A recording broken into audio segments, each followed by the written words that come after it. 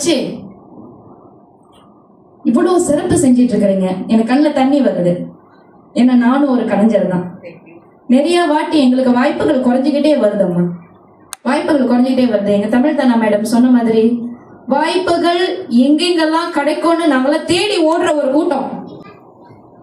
பாட்டு பாடணும்னா நாங்கெல்லாம் வந்து பேக்கை தூக்கிக்கிட்டு -1 கூட இருக்காது, காசு கூட இருக்காது, காடிக்கு எண்ணெய் ஊத்திக்கிட்டு ஓடணும். சில நேரத்துல பேமெண்ட் கொடுக்க மாட்டாங்க ஆர்கனைசர், அண்ணா வராது. ஆனா அந்த லவ், அந்த இசை மேலையும் அந்த கலை மேலையும் உள்ள ஆர்வம் எங்களை ஓட வைக்கும்.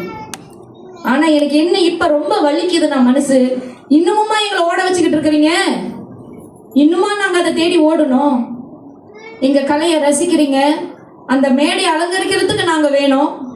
ஆனா எங்களோட பொருளாதாரத்தை பார்த்துக்கிறதுக்கு இங்க யாரும் இல்லாம போயிடுது. மேடம் கேட்டாங்க பொருளாதார விஷயம், நான் டைரக்டா பாயிண்ட்டுக்கே வந்துடுறேன். ஏன்னா நிறைய விஷயங்கள் எனக்குள்ளார ஓடிக்கிட்டு இருக்கு. ஒரு கலைஞராகவும் சரி, ஒரு மக்கள்ல ஒருத்தியாகவும் சரி, ஆதங்கம். அப்ப நம்மளோட பொருளாதாரத்துக்கு யார் பதில் சொல்லுவா? நிறைய பெருந்தலைவர்லாம் இருக்கிறாங்க, கட்சி கொடி நீட்டிட்டு இருக்கிறாங்க, ஃபங்க்ஷன் வைப்பாங்க, ஷோ வைப்பாங்க, நம்ம பேமெண்ட் 1 மாசம் கழிச்சு வரும் வராது, யாருக்கு தெரியும்? நானும் அனுபவிச்சிருக்கேன், அதனால சொல்றேன்.